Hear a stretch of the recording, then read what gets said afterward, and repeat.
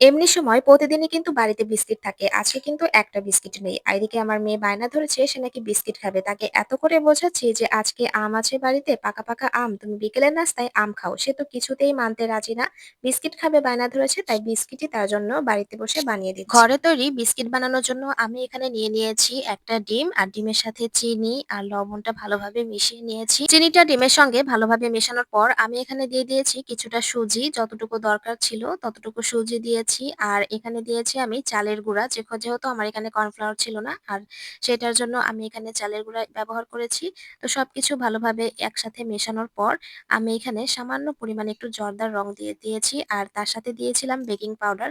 তো সব মিশ্রণটি ভালোভাবে মেশানোর পর আমি এখানে বিস্কিট আকারে শেপ করে নিয়েছি।